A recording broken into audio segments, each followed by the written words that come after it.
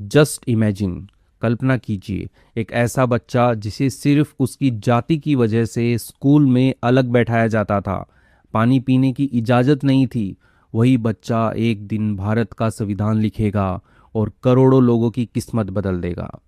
यह कहानी है डॉक्टर भीमराव अंबेडकर की। इस कहानी को हम हिंदी में वर्ड बाय वर्ड ट्रांसलेट करेंगे और सीखेंगे English.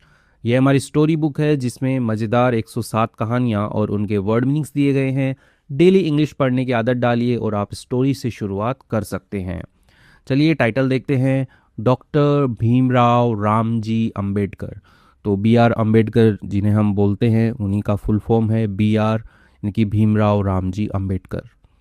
Doctor Bhimrao Ramji Ambedkar, popularly known as Baba Saheb Ambedkar, was one of the greatest leaders and social reformers in the history of India। तो इसमें देखेंगे आप, इसमें क्लोजिंग लगी हुई है, एक कोमा है यहाँ पे और यहाँ से लेकर के यहाँ तक, तो ये एक्स्ट्रा इन्फॉर्मेशन है। तो सेंटेंस ये है कि जो बी आर अम्बेडकर जी हैं वॉज थे one of the greatest leaders. वो क्या थे? जो भी महान जो नेता हुए हैं और जो सोशल रिफॉर्मर्स हुए हैं, यानी कि जो समाज सुधारक होते हैं उनको सोशल रिफॉर्मर बोलते हैं, तो उनमें से एक थे in the history of India, यानी कि भारत के इतिहास में। अब बीच में ये जो क्लोजिंग दी गई ये एक्स्ट्रा इन्फॉर्मेशन है कि जो भीमराव अंबेडकर हैं उनको पॉपुलरली नॉन एज, यानी कि लोकप्रिय रूप से जाने जाते थे एज बाबा साहेब अंबेडकर। तो बाबा साहेब अंबेडकर के नाम से जो है के रूप में जो है वो जाने जाते थे। आगे बढ़ते हैं। He dedicated his entire life to fighting against social injustice, promoting equality, and or protecting the rights of the poor and the oppressed। अब पढ़ते हैं इसको, देखिए। ही डेडिकेटेड, उन्होंने जो है वो समर्पित की, हिज एंटायर लाइफ, यानी कि अपना पूरा जीवन, संपूर्ण जीवन। एंटायर लाइफ, संपूर्ण जीवन। एंटायर का मतलब संपूर्ण होता है। टू फाइटिंग अगेंस्ट, क्या करने में? फाइटिंग अगेंस्ट, लड़ने में। किसके विरुद्ध? सोशल इनजस्टिस, यानी कि जो समाज में जो अन्याय होता है उसके खिलाफ लड़ने में। प्रमोटिंग इक्वालिटी, प्रमोट करना यानी कि बढ़ावा देना। तो प्रमोटिंग इक्वालिटी यानी कि जो समानता जो होती है उसको बढ़ावा देने में। एंड और protecting the rights of the poor and the apprised. Protect होता है सुरक्षा करना, तो सुरक्षा करने में द राइट्स यानी कि जो अधिकार होते हैं उनकी सुरक्षा करने में। अब वो अधिकार किसके हैं? Of the poor, the poor लिखा है यानी कि गरीब जो है, पूरी गरीब जाति का बात हो रही है यहाँ पे, इसलिए द पुअर। द रिच मतलब सारे अमीर, द पुअर मतलब सारे गरीब। तो जो अधिकार हैं किसके? गरीबों के अधिकार हैं। एंड और द अप्रेस्ड, अप्रेस्ड हो गया आपका कि जो दलित हैं, शोषित हैं, जिन पे शोषण किया जा रहा है, तो उन सभी को, तो उनके अधिकारों की सुरक्षा करने में। तो उन्होंने अपना जो पूरा जीवन है वो ऐसे जो सामाजिक अन्याय है उसके खिलाफ लड़ने में, और जो समानता है उसको बढ़ावा देने में, और जो गरीबों और जो दलित हैं उनके अधिकारों की रक्षा करने में जो है अपना पूरा जीवन जो है वो डेडिकेट किया, समर्पित किया। His vision and contribution continue to inspire millions of people across the world।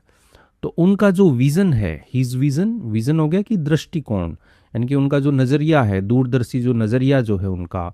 And और कंट्रीब्यूशन, कंट्रीब्यूशन हो गया कि जो योगदान है उन्होंने, यानी कि जो भी उन्होंने योगदान दिया अपने लाइफ में वो जो है कंटिन्यू, यानी कि वो जारी रखता है। टू इंस्पायर, प्रेरित करना, प्रेरित करने में मिलियंस ऑफ पीपल यानी कि लाखों लोगों को, अक्रॉस द वर्ल्ड यानी कि दुनिया भर से। अक्रॉस द वर्ल्ड होता है दुनिया भर से, तो दुनिया भर से जो लाखों लोग हैं उनको वो इंस्पायर करता है, जारी रखा है उनका जो दृष्टिकोण है, उनका जो योगदान है उसने। Doctor Ambedkar was born on April 14, 1891 in the military cantonment of Mhow. तो जो डॉक्टर अंबेडकर जो हैं उनका जो जन्म है वो 14 अप्रैल 1891 को हुआ। कहाँ पर हुआ?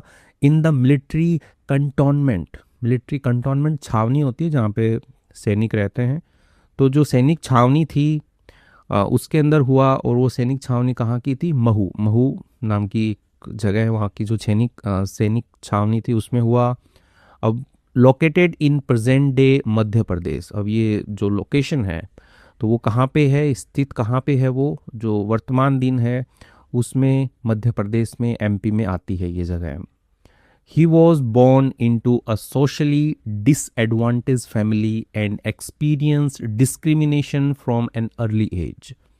तो उन्होंने जो है, ही वॉज बॉर्न, उनका जन्म हुआ था, इनटू किस में, अ सोशली डिसएडवांटेज फैमिली, यानी कि एक जो सामाजिक रूप से जो वंचित परिवार होता है, यानी कि जिसको सभी लाभ नहीं मिल पाते हैं, जो भी गवर्नमेंट सरकार जो भी लाभ दे रही है, तो वैसे परिवार के अंदर उनका जन्म हुआ। एंड और एक्सपीरियंस्ड, और उन्होंने क्या किया, अनुभव किया, डिस्क्रिमिनेशन भेदभाव होता है, भेदभाव का अनुभव किया फ्रॉम एन अर्ली एज, यानी कि बहुत छोटी उम्र से ही उन्होंने जो है वो भेदभाव का अनुभव किया।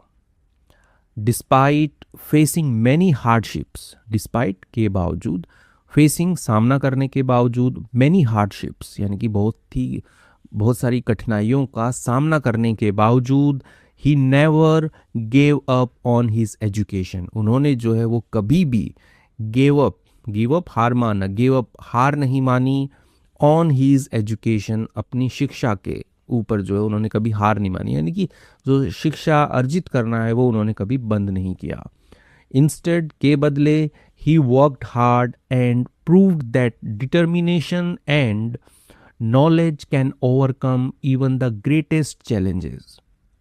तो उन्होंने जो है वो कड़ी मेहनत की, एंड प्रूव्ड, साबित किया, दैट की डिटर्मिनेशन यानी कि जो दृढ़ संकल्प जो है, यानी कि जो दृढ़ संकल्प होता है कि मैं ये करूँगा, वो जो है वो, एंड और नॉलेज, और जो ज्ञान जो है, ये दो चीज़ें जो है ये उन्होंने साबित किया कि डिटर्मिनेशन और जो नॉलेज है, ज्ञान जो है, कैन ओवरकम यानी कि वो पार कर सकते हैं, वो जीत सकते हैं, इवन यहाँ तक कि द ग्रेटेस्ट चैलेंजेस यानी कि जो सबसे बड़ी जो चुनौतियाँ होती हैं उनको भी ये दो चीज़ जो है वो जीत सकती हैं। समझे कि जो दृढ़ संकल्प ले लिया और ज्ञान जो आ गया तो आप हर जो चुनौती है, जो सबसे बड़ी बड़ी चुनौतियां है, समस्याएं जो है, उनके ऊपर जो है विजय प्राप्त की जा सकती है। ये चीज़ जो है वो उन्होंने प्रूव की। He was an outstanding scholar who earned a PhD in economics. तो ही वॉज, वो थे, क्या थे, एन आउटस्टैंडिंग स्कॉलर। आउटस्टैंडिंग हो गया कि यानी कि बहुत ही असाधारण, कि बहुत ही अच्छा प्रदर्शन करने वाले स्कॉलर थे, विद्वान थे। हु अर्न का मतलब कमाना, अर्जित करना, जिन्होंने अर्जित की अ PhD इन इकोनॉमिक्स, यानी कि जो PhD की जो डिग्री होती है अर्थशास्त्र के अंदर, वो ली from Columbia University in the United States. तो यूनाइटेड स्टेट्स की जो कोलंबिया यूनिवर्सिटी है उससे। He also studied at the London School of Economics, और उन्होंने जो है वो पढ़ाई भी की, कहाँ पर अध्ययन किया उन्होंने, जो लंदन स्कूल ऑफ इकोनॉमिक्स है उसके अंदर भी उन्होंने अध्ययन किया। वेयर, जहाँ पर ही गेन्ड अनदर डॉक्टरेट, वहाँ पर जो है यानी कि जो दूसरी वाली कॉलेज के अंदर ये जब पढ़े तो वहाँ पर उन्होंने प्राप्त की दूसरी जो डॉक्टरेट की जो डिग्री होती है वो उन्होंने प्राप्त की। इन एडिशन यानी कि इसके अतिरिक्त, he qualified as a lawyer and और became a respected jurist, economist, professor and writer. तो इसके अतिरिक्त यानी कि दो डिग्रियां तो उन्होंने ले ली, कि PhD कर ली और डॉक्टरेट की भी उन्होंने उपाधि ले ली।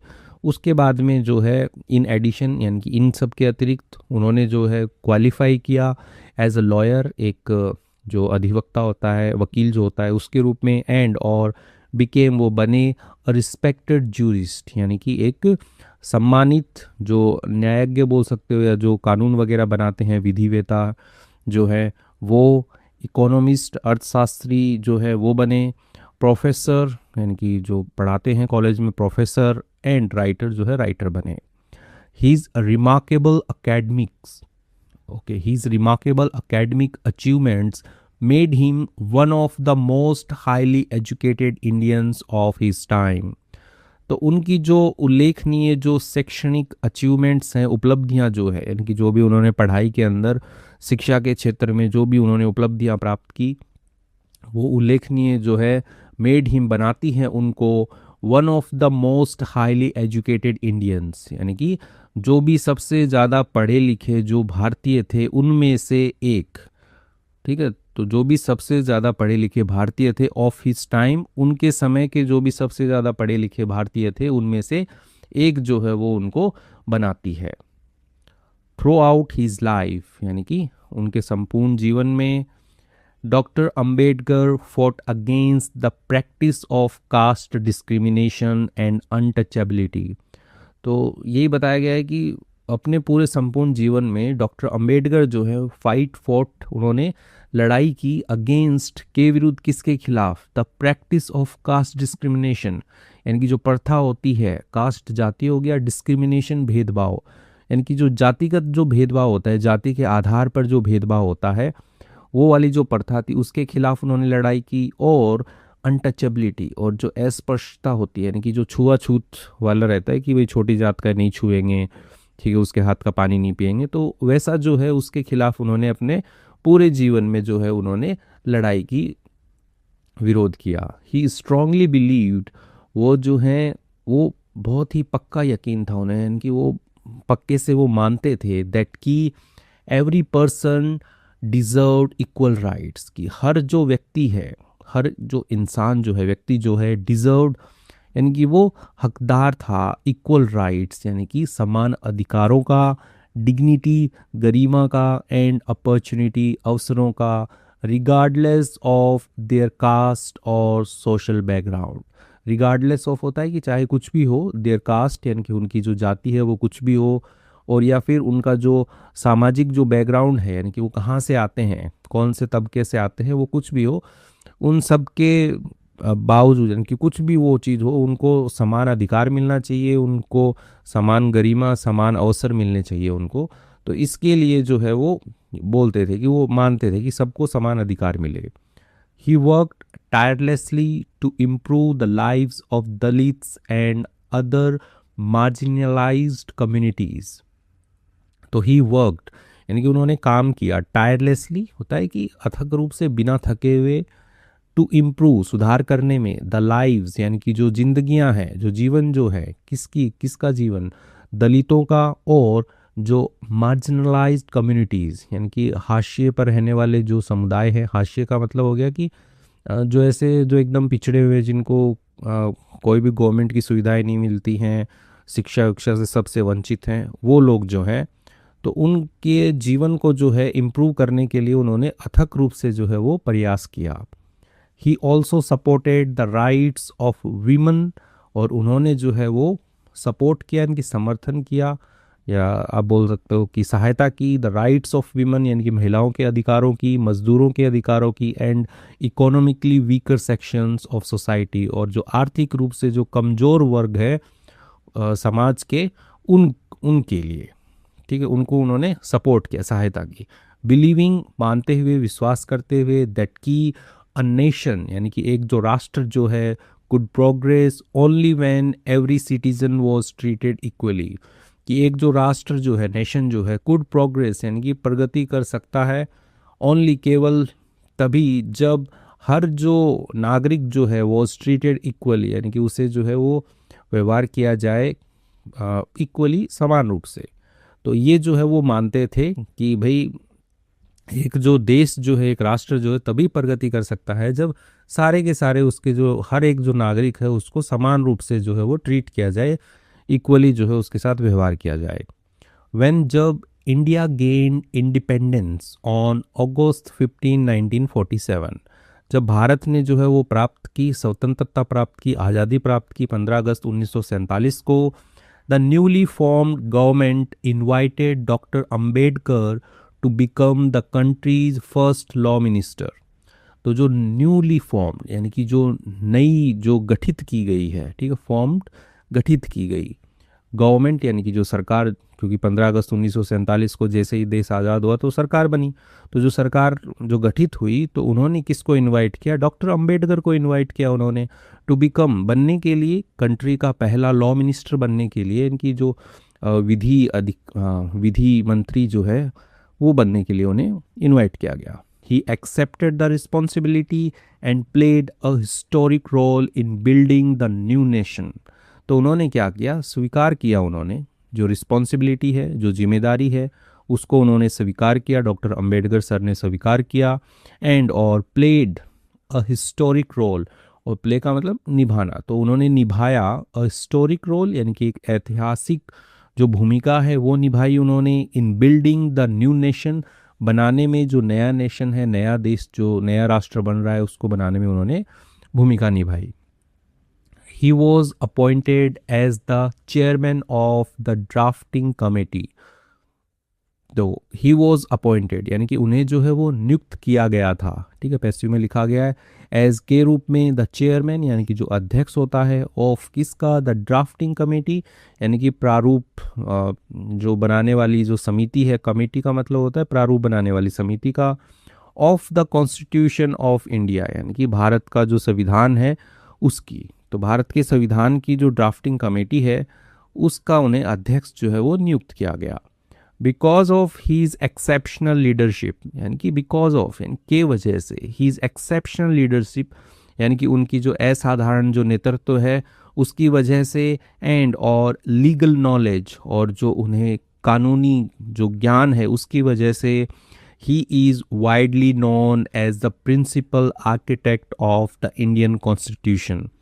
तो उन्हें जो है इन दो चीज़ों की वजह से जो है उन्हें व्यापक रूप से जाना गया एज द प्रिंसिपल आर्किटेक्ट यानी कि जो मुख्य जो शिल्पकार होता है, यानी कि मुख्य जो कानून बनाने वाला जो हो गया कि भाई उन्होंने पूरा का पूरा कमेटी का अध्यक्ष बने हैं, सारे वो कानून ड्राफ्ट कर रहे हैं, तो उन्हें क्या है, मुख्य शिल्पकार भारतीय संविधान का जो है वो उन्हें उसके रूप में जो है उन्हें जाना गया।